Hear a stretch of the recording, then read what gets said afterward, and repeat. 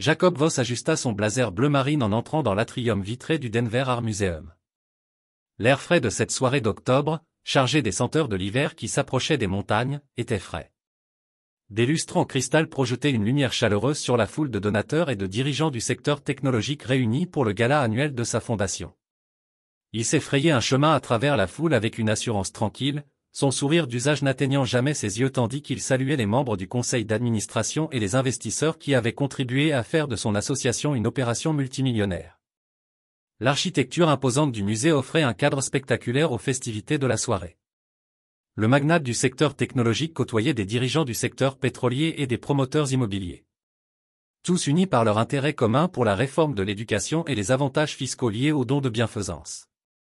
Jacob avait appris à naviguer avec prudence ces 5 dernières années, tissant des relations qui servent la mission de sa fondation tout en conservant la discrétion qui protégeait ses intérêts personnels.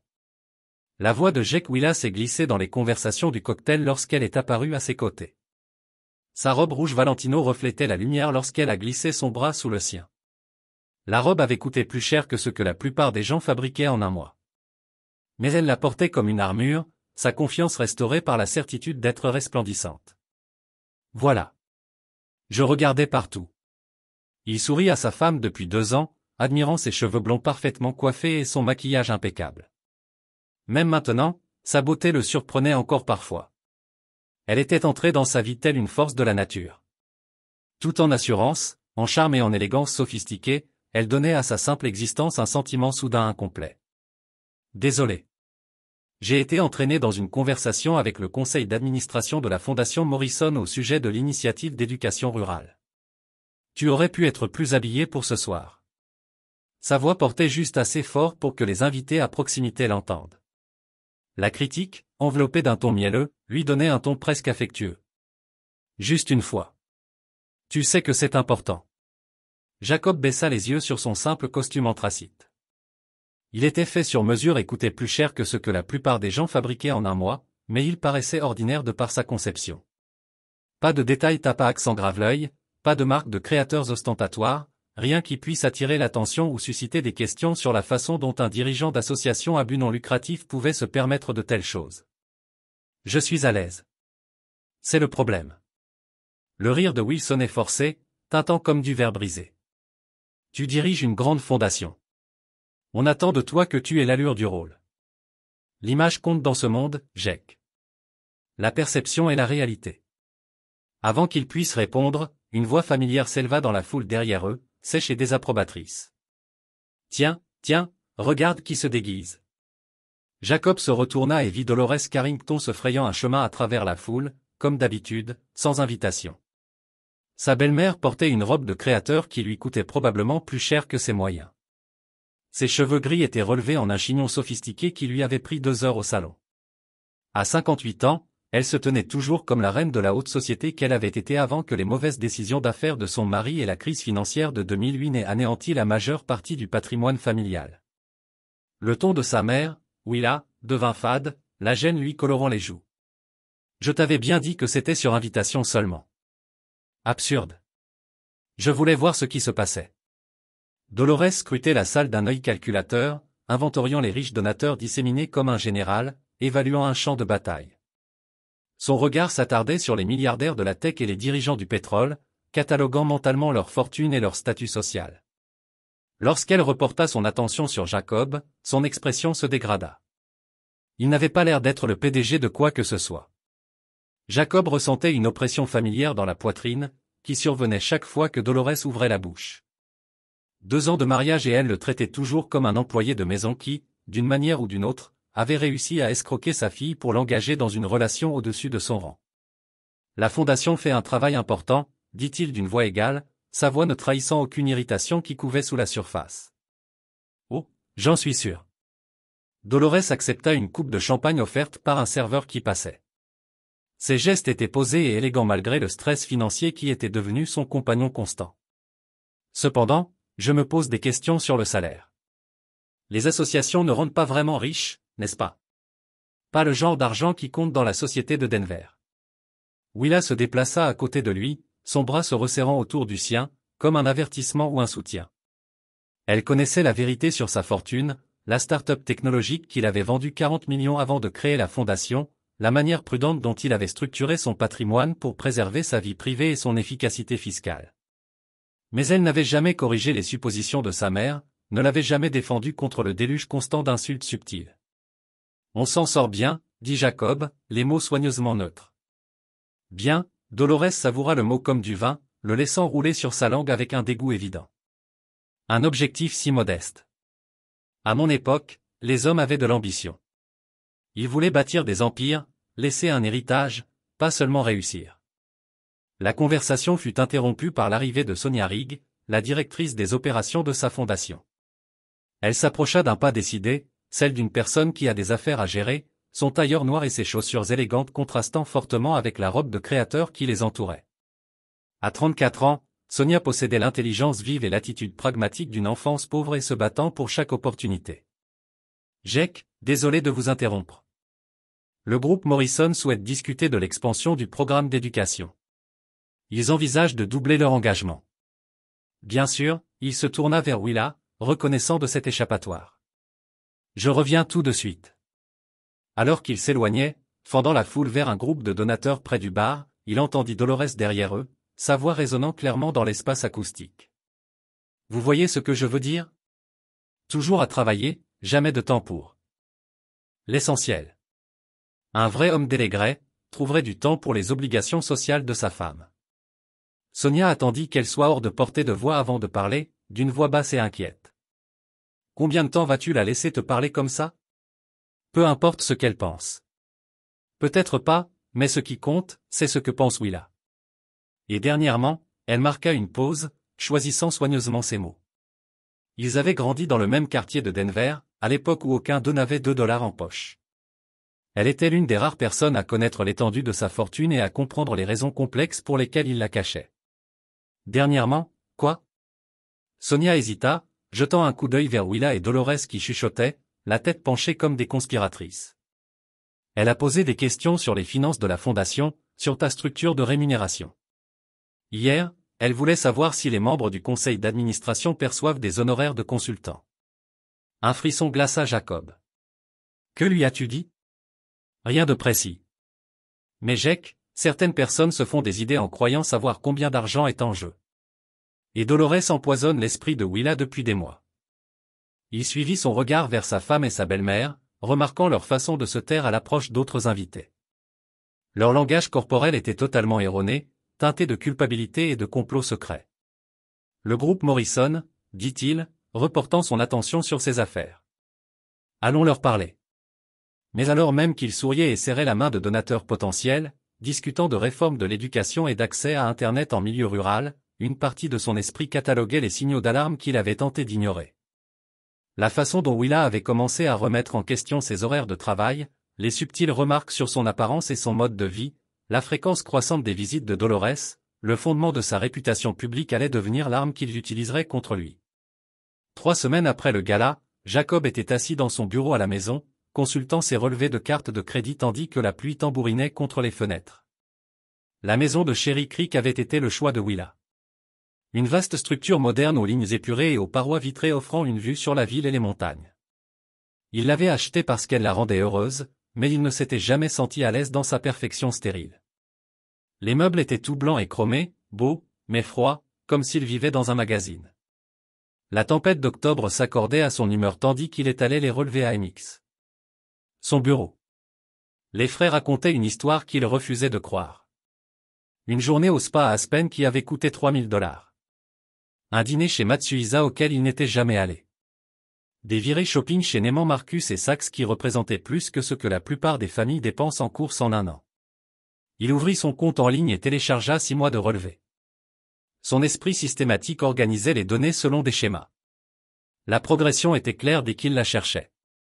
De petites dépenses au début, quelques centaines ici et là, qui pouvaient être expliquées comme des dépenses normales.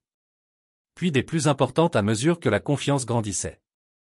Des avances de fonds dont Willa n'avait jamais parlé, prélevées à des distributeurs automatiques dans des quartiers de la ville qu'il n'avait jamais visités. Son téléphone vibra contre la vitre de son ordinateur. Un SMS de Willa. Sortie avec maman. Ne m'attends pas discussion financière. Jacob fixa le message un long moment, en décryptant le sous-entendu. En 2 ans de mariage, Willa n'avait jamais montré d'intérêt pour les finances au-delà de l'argent de poche. Dolores gérait ses propres affaires avec la discrétion de quelqu'un qui cache de graves problèmes. Des questions financières. Quel genre? Des trucs financiers? Il ouvrit son ordinateur portable et se connecta à leur compte courant commun, parcourant les transactions récentes. D'autres schémas apparurent. Des virements vers des comptes qu'il ne reconnaissait pas. Un paiement à une entreprise appelée Pinnacle Consulting Service qu'il n'avait jamais autorisé, un retrait de $5 000 de mardi dernier qui s'était avéré être divers. Jacob changea les mots de passe de tous leurs comptes communs, puis se rassit dans son fauteuil, contemplant l'orage. Des éclairs traversèrent le ciel de Denver, illuminant la ville d'un noir et blanc éclatant. Son téléphone sonna. Richard Sterling, son avocat personnel. Jake, il faut qu'on parle. Pouvez-vous venir demain matin? Qu'est-ce qui ne va pas? Votre femme a appelé mon bureau aujourd'hui. Elle a des questions intéressantes sur la protection des actifs et les droits matrimoniaux. Les mots le frappèrent comme de l'eau glacée. Quel genre de questions? Le genre qui me fait penser que quelqu'un l'a coaché. Ce n'est pas de la curiosité, Jake. Quelqu'un élabore une stratégie. Une fois l'appel terminé, Jacob resta assis dans le bureau plongé dans la pénombre, la pluie ruisselant sur les vitres comme des larmes. Dehors, la ville vaquait à ses occupations. Ignorant que son attention, sa vie bien construite commençait à s'effondrer. Il ouvrit une nouvelle fenêtre de navigateur et commença à chercher des avocats spécialisés en divorce à Denver. Non pas par désir, mais parce qu'il soupçonnait qu'il en aurait besoin. Le lendemain matin, il se rendit au bureau de sa fondation à l'auto, par des rues encore humides après la tempête de la nuit. L'entrepôt reconverti abritait 30 employés travaillant sur des initiatives éducatives dans tout le Colorado. C'était le genre d'espace qui paraissait humble de l'extérieur, mais qui vibrait de l'énergie de personnes convaincues. Sonia l'attendait dans son bureau avec un café et une pile de demandes de subventions, mais son air jovial habituel était tendu. « Tu as une mine dégueulasse », dit-elle en scrutant son visage avec inquiétude. « Merci pour le discours d'encouragement. » Il s'assit derrière son bureau et ouvrit le premier dossier, essayant de se perdre dans la routine familière de l'examen des demandes de financement. Au programme aujourd'hui, réunion du conseil d'administration à 10 heures, déjeuner avec le comité d'éducation de l'État au sujet de l'initiative au débit. Et tu as un appel avec les avocats du Henderson Trust à 15 heures. Et le Henderson Trust? La revue trimestrielle des distributions. N'oubliez pas qu'il débloque 2 millions supplémentaires pour le programme des écoles rurales. Jacob hocha la tête d'un air absent. Le Henderson Trust était l'une des nombreuses grandes fondations qui acheminaient des fonds par son organisation. De l'extérieur, il apparaissait comme un cadre d'association modestement rémunéré gérant l'argent des autres. La réalité était bien plus complexe. Sonia, il ferma le dossier et la regarda droit dans les yeux. Si les choses tournent mal, je veux un pare-feu entre moi et quiconque n'est pas certifié par le sang ou le conseil d'administration. Elle posa sa tasse de café. Son expression immédiatement sérieuse. Quel genre de dérive? Le genre où les gens pensent savoir ce que je vaux et décident de l'accepter. La compréhension se lut dans ses yeux. Willow, je ne sais pas encore, mais je veux être prêt. Sonia sortit son téléphone et commença à taper des notes. Je vais mettre notre équipe juridique sur le coup. Restructuration de la fiducie, protection des actifs, comptes offshore si nécessaire. On peut tout boucler d'ici 1 mois. Discrètement, toujours. Cet après-midi-là, Jacob rencontra Richard Sterling dans son cabinet d'avocat du centre-ville.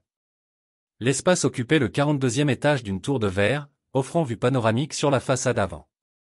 Sterling gérait ses affaires depuis l'époque de la création de l'entreprise. À l'époque, la plus grande préoccupation de Jacob était de payer les salaires de 6 employés travaillant dans un garage aménagé. « Parlez-moi de l'appel de votre femme », demanda Jacob. S'installant dans un fauteuil en cuir en face du bureau de Sterling, elle voulait savoir comment mettre votre maison à son nom.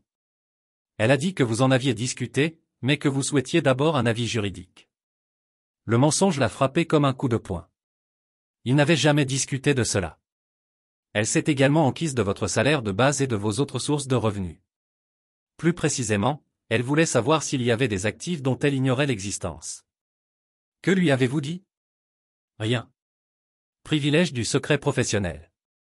Mais Jake, elle pêche. Quelqu'un lui a donné des idées sur votre valeur potentielle et comment y accéder. Sterling a ouvert un dossier sur son bureau. J'ai fait quelques vérifications après un appel. Votre belle-mère a également fait des recherches. Elle a contacté un détective privé la semaine dernière pour s'enquérir des recherches d'actifs et des exigences en matière de déclaration de patrimoine dans les procédures de divorce. Jacob a senti le piège se refermer sur lui, soigneusement construit au fil de mois de subtiles manœuvres. Manipulation et ressentiment grandissant. Combien de temps avons-nous? S'ils envisagent le divorce, probablement quelques semaines avant de déposer leur dossier. Le Colorado impose un délai de carence de 90 jours, ils voudront donc lancer la procédure tout en préparant leur dossier pour un règlement plus important. Et s'ils envisagent une solution plus agressive, le visage de Sterling s'assombrit, alors nous devons agir plus vite qu'eux. L'appel est arrivé un mardi matin, alors que Jacob était assis à son bureau à examiner les rapports trimestriels. La fondation connaissait sa meilleure année, avec d'importantes subventions d'entreprises technologiques et de donateurs privés finançant de nouveaux programmes dans tout l'État. Sur le papier, cela semblait être une réussite parfaite. La voix de Richard Sterling était tendue par l'inquiétude lorsque Jacob répondit « Votre femme a recontacté mon bureau hier. » Jacob posa son stylo, accordant toute son attention à la conversation. « À propos de quoi ? » Elle veut fixer un rendez-vous. Il dit « Vous avez discuté de la restructuration de certains actifs, et elle veut s'assurer que tout soit géré correctement. » Encore un mensonge. Jacob sentit sa mâchoire se serrer tandis que la tromperie s'approfondissait. Elle pose également des questions précises sur la structure de rémunération de la fondation et si le conseil d'administration est composé de membres. Les membres perçoivent des honoraires de consultation ou des participations. Elle monte un dossier. La situation empire. J'ai déjeuné hier avec Tom Morrison du bureau du procureur. On vous interroge en ville. Vérification d'antécédents financiers, vérification d'emploi, tout le tralala. On essaie d'établir votre véritable patrimoine. Après la fin de l'appel, Jacob était assis à contempler par la fenêtre de son bureau le panorama de Denver.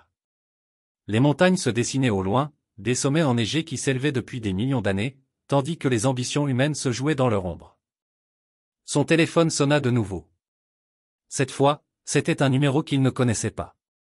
Monsieur Voss, ici l'inspectrice Angela Morrison, de la brigade des crimes financiers de la police de Denver. Nous aimerions vous parler d'irrégularités concernant vos comptes. Jacob s'est glacé le sang.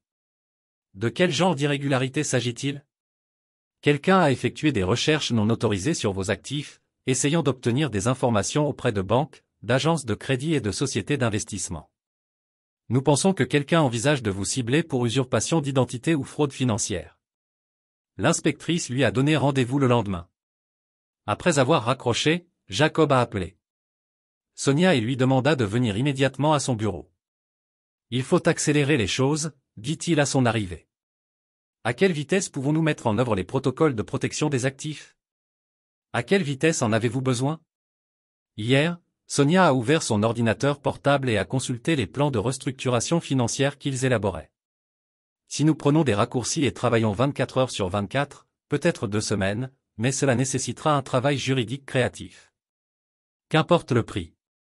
Ce soir-là, Jacob rentra et trouva Willa et Dolores dans la cuisine, partageant une bouteille de Bordeaux onéreux et chuchotant comme des conspiratrices. Elles cessèrent de parler à son entrée, leur conversation s'éteignant brusquement et avec suspicion. Comment s'est passé le travail, ma chérie? La voix de Will était trop claire, trop joyeuse, comme une actrice jouant un rôle qu'elle ne maîtrise pas encore. Bien. Il ouvrit le réfrigérateur et en sortit une bière, scrutant leur visage dans le reflet de la porte en inox. Les deux femmes semblaient coupables, prises au milieu de quelque chose qu'elles ne voulaient pas qu'ils sachent. Qu'est-ce que vous complotez toutes les deux? Comploter? Dolores elle rit, mais son rire semblait forcé et cassant. On parle juste de l'avenir de Will, de sa sécurité financière. Et sa sécurité financière? Eh bien, elle devrait avoir une certaine indépendance, tu ne trouves pas? La voix de Dolores portait un défi, testant sa réaction. Une femme doit se protéger. On ne sait jamais ce qui peut arriver à un mariage de nos jours. Jacob but une longue gorgée de bière et observa sa belle-mère par-dessus la bouteille. Comme quoi? Comme des hommes qui ne sont pas ce qu'ils semblent être. Dolores soutint son regard droit, son regard dur et calculateur. Des hommes qui promettent la sécurité mais ne peuvent pas la tenir. Des hommes qui vivent au-dessus de leurs moyens et laissent leurs femmes en subir les conséquences. La voix de mère Willa contenait un avertissement. Mais ses yeux ne quittèrent pas Jacob des yeux. Je dis juste, ma chérie, que tu devrais avoir la maison à ton nom. Les hommes qui n'ont rien à cacher ne résistent jamais à ce genre d'arrangement. C'est tout à fait juste, vu que tu as abandonné ta carrière pour soutenir son travail. Jacob sentit le piège se refermer sur lui avec une précision mécanique. S'il acceptait, il lui confierait leur plus gros bien. Conjointement. S'il refusait, il aurait l'air coupable de cacher quelque chose de plus substantiel. C'est une idée intéressante, dit-il prudemment. Pourquoi n'en parlerions-nous pas à notre avocat? Nous l'avons déjà fait. Willis dit rapidement. Trop rapidement. Enfin, j'ai appelé et posé quelques questions générales. Il a dit que ce serait facile à arranger. Encore un mensonge. Sterling le lui aurait dit immédiatement si Willa avait appelé pour le transfert de la maison. Super, dit Jacob d'une voix agréable mais toujours rauque. Fixons un rendez-vous avec lui. Tous les trois ensemble. Le sourire de Dolores s'estompa légèrement. Oh, ce n'est pas nécessaire. C'est entre toi et Willa. Je te donne juste un conseil maternel. J'insiste. Le ton de Jacob était tolérant. Pas de discussion. Les décisions familiales doivent impliquer toute la famille. Je veux que tout le monde soit parfaitement à l'aise avec nos décisions. Il sortit de la cuisine et monta à son bureau, fermant la porte derrière lui. À travers le bois, il entendit leur voix s'élever en murmure pressant, bien qu'il ne puisse pas distinguer les mots précis. Le ton était suffisamment clair. Panique, frustration, le bruit d'un plan qui s'écroule. Jacob ouvrit son ordinateur portable et commença à rédiger un email à Sterling. Puis il s'arrêta et prit son téléphone. Certaines conversations étaient trop importantes pour laisser une trace numérique. Richard, c'est Jack. Ça avance plus vite qu'on ne le pensait. En combien de temps peux-tu mettre en place ces protections d'actifs? Si on travaille nuit et week-end, peut-être 10 jours. Fais-le. Et Richard, je pense qu'on va avoir besoin d'avocats spécialisés en droit pénal aussi. Jack, que diable se passe-t-il là-bas? Jacob regarda par la fenêtre de son bureau les lumières de Denver s'étalant en contrebas comme un circuit imprimé. Quelque part, des gens prévoyaient de lui prendre tout ce qu'il avait construit. Il le pensait faible, naïf, une proie facile aveuglée par l'amour. Ils allaient bientôt apprendre le contraire. La guerre, dit-il doucement. On part en guerre. 2 semaines plus tard, Willa annonça au petit déjeuner qu'elle voulait essayer un nouveau restaurant à l'eau. Le timing n'était pas fortuit. Jacob venait de terminer la restructuration de ses actifs avec l'aide de Sterling, et, d'une manière ou d'une autre, elle. Il semblait savoir que leur manœuvre juridique était terminée. C'est censé être incroyable, dit Willis en beurrant ses tartines avec une désinvolture délibérée. Ostoria, un restaurant local, très exclusif, très sophistiqué. J'ai réservé pour vendredi soir. Ça a l'air bien. J'ai invité ma mère à se joindre à nous. J'espère que ça ne te dérange pas. Elle ne le regarda pas dans les yeux, concentrée sur son petit déjeuner, comme si la distribution parfaite de la confiture exigeait toute son attention. Jacob étala lui-même de la confiture sur ses tartines et réfléchit à ses options. Il pouvait refuser, mais cela trahirait ses intentions et confirmerait leurs soupçons, quelque chose avait changé. Mieux valait les laisser jouer leur jeu et voir ce qu'ils cherchaient vraiment. Bien sûr, ce sera agréable de dîner en famille. Les mots lui avaient un goût amer. Famille? Comme si la femme assise en face de lui n'avait pas passé le mois dernier à comploter pour le dévaliser. Vendredi soir, Jacob s'habilla avec un soin délibéré. Il choisit un simple costume noir et une chemise blanche, sans cravate, le genre de tenue qui pouvait appartenir à un cadre intermédiaire ou à un millionnaire, selon qui regardait et ce qu'on en attendait. Voyez. Il rencontra Willa et Dolores au restaurant. Arrivé pile à l'heure, il les trouva déjà sur le trottoir. Toutes deux étaient habillées pour impressionner Willa, avec une robe de cocktail noire qui mettait sa silhouette en valeur. Dolores portait un tailleur bleu marine qui représentait probablement une part importante de son budget mensuel. Le restaurant Ostoria occupait un ancien entrepôt à l'auto. Sa façade en briques laissait place à un intérieur aux poutres apparentes et aux luminaires industriels, adouci par un éclairage chaleureux et des œuvres d'art soigneusement choisies. C'était le genre d'endroit sans publicité, où les réservations étaient plus difficiles à obtenir que les abonnements pour la saison des Broncos et où la carte des vins commençait à $50 la bouteille. Êtes-vous sûr de pouvoir vous offrir cet endroit? Demanda Dolores alors qu'ils approchaient de l'entrée. Sa voix s'adressa à Carrie, aux autres clients qui passaient. Cela semblait très cher. Jacob ne répondit pas immédiatement. Il ouvrit la porte et les laissa entrer en premier, les suivant dans l'ambiance chaleureuse du restaurant. L'hôtesse leva les yeux de son estrade et sourit avec un plaisir sincère. Bon retour, monsieur Voss. Votre table habituelle. Les mots flottaient dans l'air comme des signaux de fumée, porteurs d'implications qui se répercutèrent dans le petit groupe. Jacob vit le visage de Willa pâlir, et Dolores la bouche ouverte de surprise et de confusion. Ce serait parfait, Maria. Merci. Ils traversèrent la salle à manger principale, passèrent devant des tables remplies de l'élite des affaires et des influenceurs culturels de Denver, jusqu'à un box d'angle offrant intimité et vue dégagée sur la cuisine ouverte. Jacob s'était assis ici des dizaines de fois au cours des 3 dernières années, généralement seul ou avec des associés qui privilégiaient la discrétion à l'ostentation. Je ne comprends pas, dit Willis une fois assis, la voix tendue par la confusion. Comment vous connaissent-ils ici? Je mange ici parfois, mais ici. Elle désigna d'un geste les murs en briques apparentes, la cuisine ouverte où les chefs travaillaient sur des flammes crépitantes, le samoir conseillant les clients autour de 1000 bouteilles de vin. C'est cher. Vraiment cher, hein? Le serveur apparut avant qu'elle puisse répondre. Un jeune homme avec un professionnalisme éprouvé, acquis dans les plus grands établissements de Denver. Bonsoir, monsieur Voss. Puis-je commencer avec votre bourbon habituel? Le papy Van Winkle 15 ans d'âge, s'il vous plaît. Dolores se pencha en avant, son sang-froid se brisant tandis que ses suppositions soigneusement élaborées s'effondraient en temps réel. Excusez-moi, mais depuis combien de temps vient-il ici? Le serveur parut perplexe face à la question, jetant un coup d'œil aux 3 convives comme pour essayer de comprendre la dynamique familiale en jeu. Monsieur Voss est l'un de nos clients réguliers les plus appréciés depuis l'ouverture. 3 ans maintenant. Je crois que c'est impossible, dit Dolores en élevant légèrement la voix. Il ne peut pas se permettre une mère. La voix de Willa était sèche, embarrassée. Non. Mais Dolores ne se souciait plus de subtilité. Le plan minutieusement élaboré par Willa et elle au fil des mois s'effondrait en temps réel, et elle assistait à l'effondrement de ces années de complot. Nous savons exactement ce qu'il gagne, poursuivit-elle, sa voix portant jusqu'aux tables voisines. Les salaires des associations sont publics. Il n'a aucune chance de pouvoir s'offrir un endroit comme celui-ci avec ce que il gagne. En fait, interrompit Jacob, la voix basse, mais clairement perceptible dans l'espace acoustique. Ce n'est pas le cas. Il sortit son téléphone et leur montra un document qu'il avait préparé pour l'occasion, les déclarations d'impôt de sa fondation, avec sa rémunération clairement indiquée noir sur blanc. Willis fixa les chiffres, son visage oscillant entre confusion, prise de conscience et quelque chose qui aurait pu être de la peur. Il était écrit, vous avez gagné près de 2 millions de dollars l'année dernière.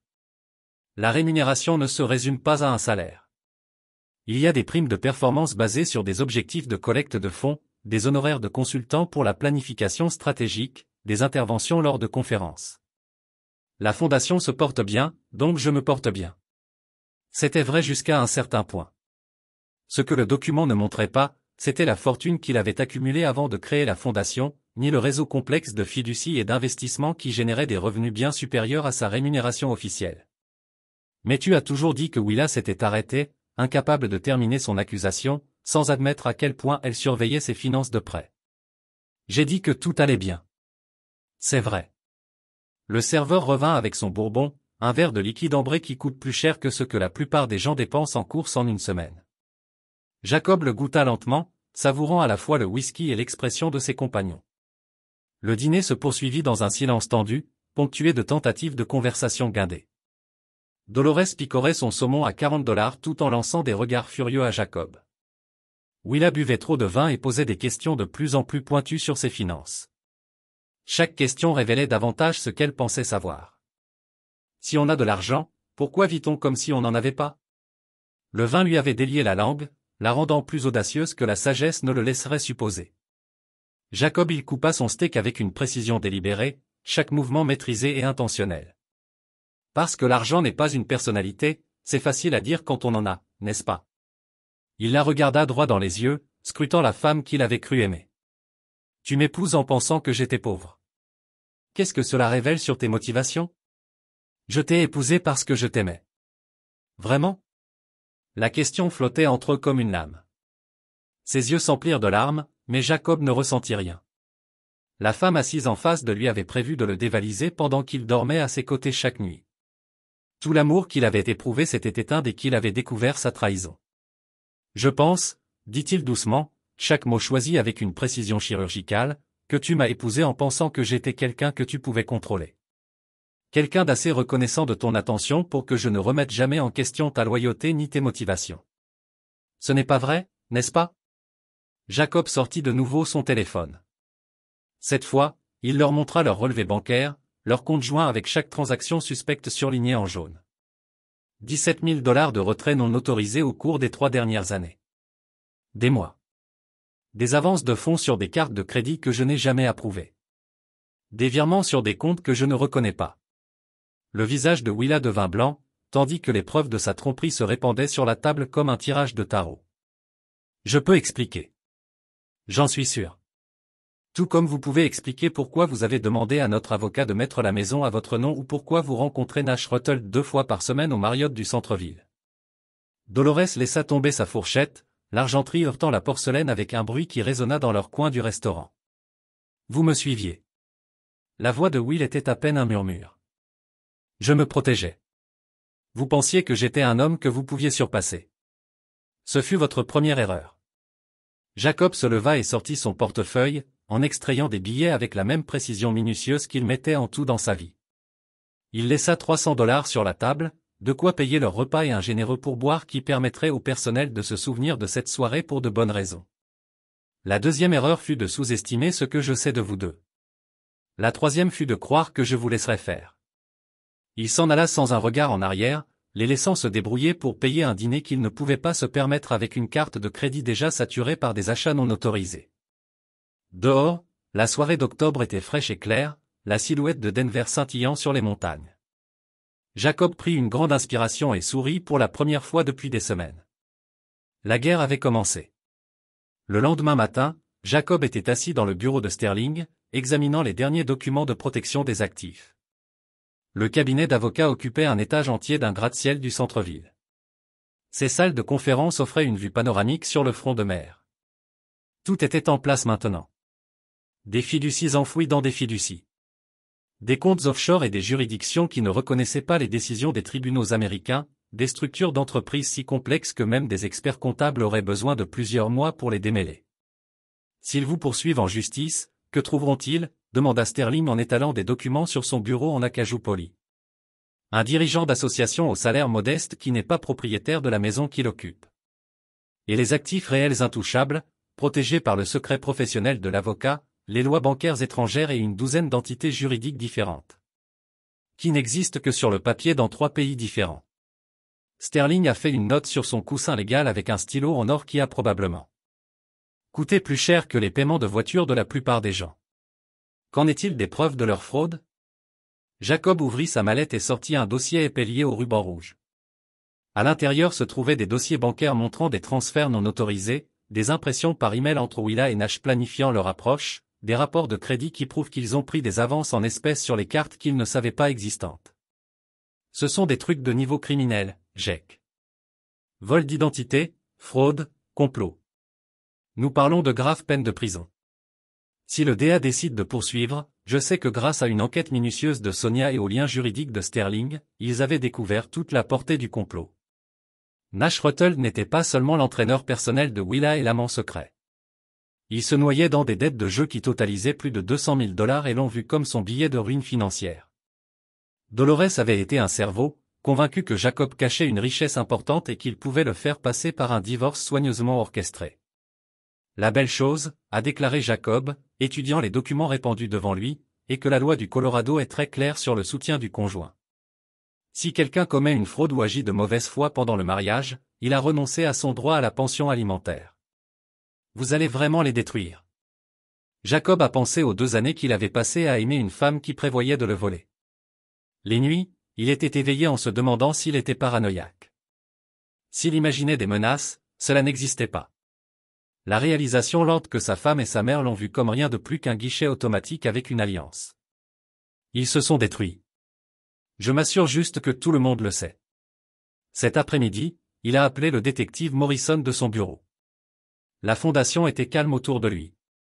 Ses employés font leur travail important alors qu'ils se préparaient à faire la guerre aux personnes qui l'avaient trahi. Nous sommes prêts à aller de l'avant avec l'enquête sur la fraude. Il a dit, vous avez des preuves plus que suffisantes. Transfert de câbles, signature de forge, charges de complot qui resteront. Le DA va adorer cette affaire. Quand voulez-vous que nous déménagions? Donnez-moi 48 heures pour se coordonner avec mon avocat, puis les descendre. Jacob a raccroché et a regardé les toits de Denver. Les montagnes debout éternelles au loin. En 2 jours, Willa et Dolores se réveillaient avec un monde qui avait changé pour toujours. Confrontation. Pour le saluer personnellement. Affaire en lisant les gens. Avez-vous besoin de quelque chose de particulier ce soir? Intimité et peut-être une bonne bouteille de vin à la fin. Ses invités sont arrivés précisément à l'heure. Sterling est venu en premier, portant sa mallette pleine de documents juridiques et portant l'expression sérieuse d'un avocat sur le point de détruire la vie de quelqu'un. Le détective Morrison a suivi, vêtu de vêtements civils, mais se portant avec l'autorité indubitable de l'application des lois. Sonia est arrivée en dernier, son sac d'ordinateur portable contenant des preuves financières qui feraient tout le reste académique. Lorsque Willa et Dolores ont franchi la porte, ils avaient l'air confiants malgré tout ce qui s'était passé lors de leur dernier dîner. Dolores portait son meilleur costume de créateur, probablement la dernière chose chère qu'elle pourrait se permettre depuis longtemps. Willa avait choisi une robe noire qui lui faisait ressembler à des funérailles. Comme c'est approprié, pensa Jacob en les regardant approcher la table. C'est une foule, a déclaré Dolores en glissant dans le stand, sa voix portant une joie forcée. Célébrons-nous quelque chose d'une manière. Jacob a fait signe à ses compagnons de formalité théâtrale. Je pense que toi connaissais Richard Sterling, mon avocat. Il s'agit de la détective Angela Morrison de Denver PD Financial Crime et bien sûr, vous connaissez Sonia. La couleur s'est épuisée du visage de Willa alors que les implications la frappaient. Jake, que se passe-t-il? Vous voulez parler des choses, alors parlons. Jacob a ouvert un dossier devant lui et a répandu des documents à travers la table comme s'il faisait des cartes dans le jeu de poker le plus cher du monde. Relevés bancaires, impressions par email, photographies de Willa et Nash entrant dans des chambres d'hôtel, des rapports de crédit montrant des comptes ouverts sans autorisation. 17 retraits non autorisés de notre compte conjoint totalisant $23 000. 3 cartes de crédit s'ouvrent à mon nom à mon insu ni à mon consentement. Une signature à forger sur une demande de prêt qui constitue un crime fédéral. Je n'ai jamais commencé Willis, mais sa voix est morte alors que le détective Morrison se penchait en avant. Vous l'avez fait. La voix de Morrison portait l'autorité plate de quelqu'un qui avait vu chaque arnaque et jeu de con dans le livre. Nous avons une surveillance vidéo de la First National Bank. Vous avez signé le nom de Jacob Voss à une demande de crédit le 15 mars à 14h30 de l'après-midi. Dolores se pencha en avant, son sang-froid craqueant, mais son défi est toujours intact. Tu bluffes. Vous ne pouvez rien prouver. Jacob sourit et ce n'était pas une expression agréable. Détective, aimeriez-vous leur montrer les preuves? Morrison a ouvert son propre dossier et a sorti une pile de photographies qui ont documenté le complot en détail atroce. Willa et Nash au Marriott capturés par des caméras de sécurité de l'hôtel. Dolores rencontrant un enquêteur privé spécialisé dans la découverte des actifs photographiés via un téléobjectif. Nash dépôt de chèques dans 3 banques différentes. Les transactions capturées par des caméras ATM. Les accusations de complot à elles seules vous mettront 5 ans, a déclaré Morrison, sa question vocale. Ajoutez la fraude, la contrefaçon et le vol d'identité, et nous envisageons de graves prisons fédérales. Willis a commencé à pleurer, le mascara coulant sur ses joues dans des ruisseaux noirs. Jake, s'il te plaît. Je voulais juste plus. Sa voix était de la glace. Chaque mot énoncé précisément. Tu voulais plus. Je sais. Nous pouvons résoudre ce problème, a déclaré Dolores désespérément. Sa façade aristocratique s'effondrait enfin. Nous n'avons pas besoin d'impliquer la police. Ceci est une affaire familiale. En fait, nous le faisons. Sterling a sorti une assignation et l'a glissée sur la table comme s'il servait le dîner. Vous êtes tous les deux appelés à témoigner dans les procédures de divorce. Des accusations de parjure seront déposées si vous vous situez sous serment. Et à ce stade, nous avons suffisamment de preuves pour contredire presque tout ce que vous pourriez dire. C'est fou. Dolores Casa, son sang-froid se brise enfin complètement. Ces personnes, un cadre à but non lucratif qui peut à peine se permettre de manger dans des endroits comme celui-ci. Qui conduit une Honda de 10 ans et porte les 3 mêmes combinaisons à chaque événement social. Qui peut à peine se permettre quoi? La voix de Jacob a traversé ses protestations comme une lame. Ce restaurant dans lequel je suis un partenaire silencieux depuis son ouverture. La maison que vous voulez que Willa possède, qui est en fait tenue dans un contrôle de fiducie. La fondation qui, selon vous, me verse un salaire modeste. Il a sorti son téléphone et leur a montré un document qui a fait halter Dolores audiblement. Net d'une valeur nette de 47 millions de dollars. Tout cela protégé. Tout cela documenté. Tout cela légalement le mien. Le lendemain matin, Jacob a demandé le divorce devant le tribunal de district de Denver. Sterling avait préparé les documents il y a des semaines et, en vertu de la loi du Colorado, la fraude documentée de Willa l'a rendu inadmissible à un soutien au conjoint.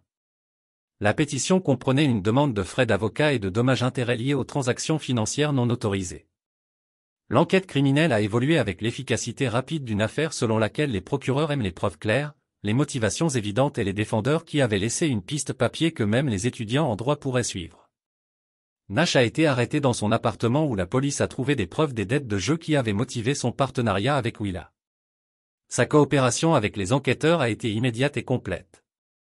Dolores a été accusée de complot, de fraude et de complot pour commettre un vol d'identité. Son rôle de cerveau a fait d'elle la plus coupable, et son refus de coopérer a fait d'elle la cible principale du procureur. Elle regardait la peine de prison fédérale et la ruine financière. Willa a évité les accusations criminelles les plus graves, mais à peine. Sa coopération avec les enquêteurs et sa manipulation évidente de sa mère lui ont valu une certaine clémence des procureurs. Elle servirait 18 mois de probation et 500 heures de service communautaire. Mais sa réputation dans la société Denver a été détruite au-delà de la réparation. 2 semaines après que les arrestations ont fait la une des journaux du Denver Post, elle a appelé Jacob.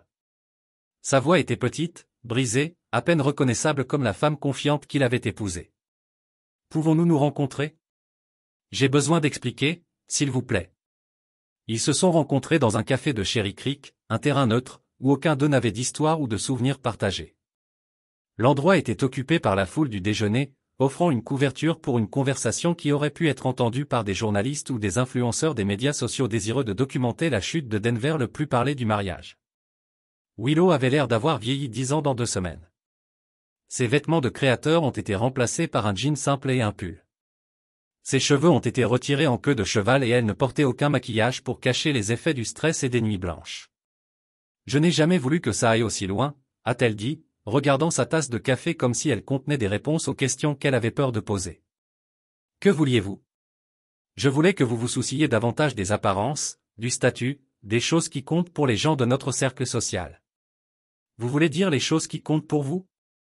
Elle a hoché la tête lentement, rencontrant enfin ses yeux. Je vous ai épousé les hommes que vous changeriez. La femme qu'il avait aimée, voyant clairement pour la première fois l'insécurité et le droit qui avait conduit ses actions. De sa vie qui avait été écrite en invisible encre. Cette fois, il savait que c'était pour toujours 3 mois plus tard. Jacob s'est assis dans son stand habituel chez Oster Local lire l'histoire de la couverture du Denver Business Journal sur les dernières initiatives de sa fondation. Le restaurant était plus occupé que jamais. Ward était sorti sur le dîner qui a mis fin à un ensemble de dynasties et Denver Social ne pouvait résister au drame de la restauration où la guerre financière avait été menée. Le chef Louis Ortega est sorti de la cuisine et s'est glissé dans le stand en face de lui, essuyant ses mains sur son tablier. Les affaires sont bonnes, a déclaré Louise avec satisfaction. Les réservations sont en hausse de 30% depuis que l'histoire a éclaté. Les gens veulent manger là où Jacob Voss a fait tomber sa femme tricheuse. Je suis content que quelque chose de positif en soit sorti. Vous faites la bonne chose. Vous savez, des gens comme ça. Ils n'arrêtent jamais de prendre. Ils deviennent juste plus gourmands jusqu'à ce que quelqu'un les arrête. Jacob hocha la tête, pensant à tous les autres hommes qui n'auraient peut-être pas été aussi préparés ou aussi impitoyables face à une trahison similaire. Le lendemain, il a créé un fonds de bourse à l'université du Colorado Denver Campus. La bourse mémoriale Dolores Carrington pour les étudiants de première génération sans soutien financier familial fournirait des frais de scolarité complets et des frais de subsistance pour 10 étudiants chaque année. L'ironie l'a fait appel à plusieurs niveaux. Le nom de son ancienne belle-mère serait à jamais associé à aider le genre de personne qu'elle avait toujours méprisé. Lorsque les journalistes ont posé des questions sur la bourse lors de la cérémonie d'annonce, il a simplement déclaré « Tout le monde mérite une chance de construire quelque chose de significatif ».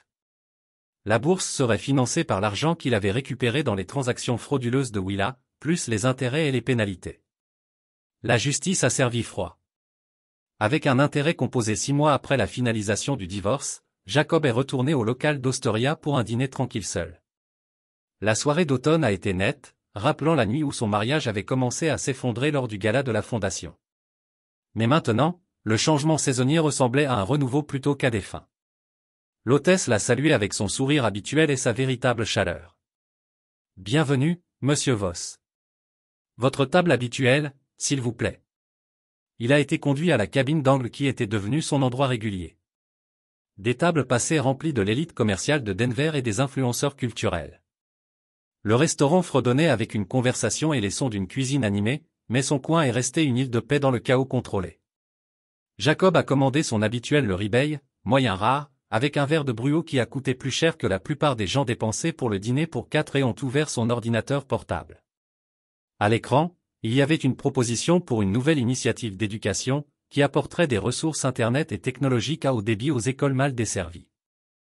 Dans le Colorado rural. Il se construisait à nouveau, pas seulement la richesse cette fois, mais l'héritage. Quelque chose qui importerait longtemps après son départ. Quelque chose qui aiderait les enfants qui lui rappelaient son jeune moi. Smart, ambitieux, mais sans ressources pour transformer le potentiel en réalité. Un serveur s'est approché avec son vin. Le même jeune homme qui travaillait ici depuis l'ouverture du restaurant. Autre chose ce soir, monsieur Voss? Non, merci. C'est parfait. Il leva son verre dans un toast silencieux aux chaises vides autour de sa table. Aux gens qui pensaient pouvoir prendre ce qui n'était pas le leur, qui avaient confondu son humilité à la faiblesse et son amour pour la cécité. À la leçon, il avait appris sur la différence entre apparaître réussi et réussir. La table avait été la sienne depuis le début. Ils avaient été trop aveugles pour le voir. Jacob sourit et retourna à son ordinateur portable, planifiant un avenir construit sur un terrain solide au lieu des sables changeants de la cupidité et de l'envie des autres. À l'extérieur, Denver brille dans l'obscurité, pleine de possibilités pour ceux qui sont suffisamment sages pour les gagner honnêtement et assez forts pour les protéger si nécessaire. Au loin, la montagne était éternelle contre le ciel rempli d'étoiles, indifférent à l'ambition humaine, mais approuvant en quelque sorte la persévérance humaine. Jacob avait appris à être comme ces patients atteints de montagne, durables et finalement inamovibles. Lorsque les tempêtes sont venues, il a pris une autre gorgée de vin et a continué à travailler, construisant quelque chose qui